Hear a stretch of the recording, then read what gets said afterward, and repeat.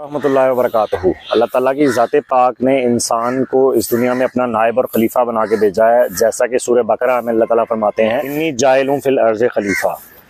तो इंसान को ईमान और हिदायत के बाद जो सबसे बड़ी नेमत अल्लाह ताला ने अता फरमाई है वो सेहत की नेमत है। अल्लाह ताला ने आपको जो जिस्म दिया है ये वो एक वाहिद चीज़ है जो आप अल्लाह ताला को वापस करेंगे इमानत के तौर के ऊपर।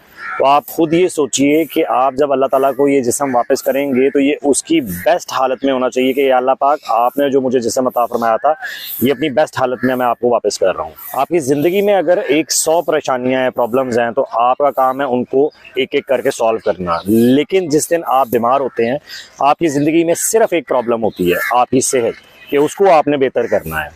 इसलिए अपनी सेहत के ऊपर सबसे पहले जो है वो आप तवज्जो दें।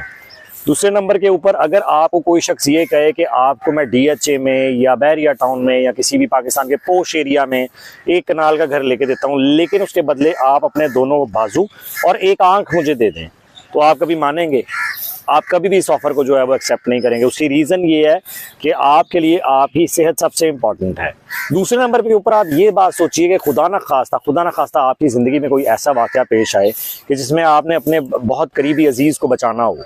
जिस तरह आपका बच्चा है, उसको कोई किडनैप करके लेके जा रहा है और आप उसका पीछा भी ना कर सकें और वो आपको आउटरन कर दे, यानी आपसे तेज़ भाग जाए।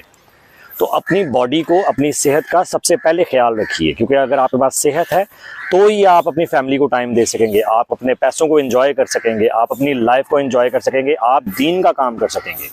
इसलिए सबसे ज़रूरी ये है कि आप अपनी सेहत को पहले नंबर के ऊपर रखें, क्योंकि ईमान, हिदायत, ये दो नेमतें अल्लाह की सबसे बड़ी हैं और उनके बाद तीसरी नेमत आपके पास सेहत है। अगर आपको यकीन नहीं आता तो एक दफ़ा हॉस्पिटल्स में जाकर देखिए। हमारे लिए हमारे नबी सल्लल्लाहु अलैहि वसल्लम इस कायनात में बेहतरीन नमूना है और हमारी जान से बढ़ के उनकी हस्ती है।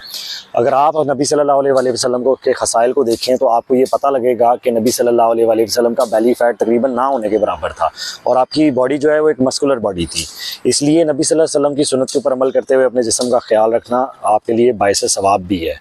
दूसरे नंबर के ऊपर अगर आप देखें तो 30+ के बाद आपके पास जो सबसे बड़ी लग्जरी लाइफ की है वो ये है कि आप अपनी बेस्ट शेप में हो।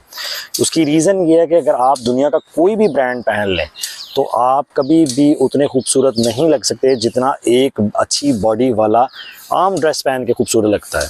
तो अपने जिस्म का ख्याल रखें, ये आपके ईमान का हिस्सा भी है। इसके साथ ही आप अपने आप को थोड़ा सा जो है वो अपनी डाइट के ऊपर तवज्जो दीजिए और अपना कोई जिम ज्वाइन करें ताकि आपका जिस्म मजबूत हो सके।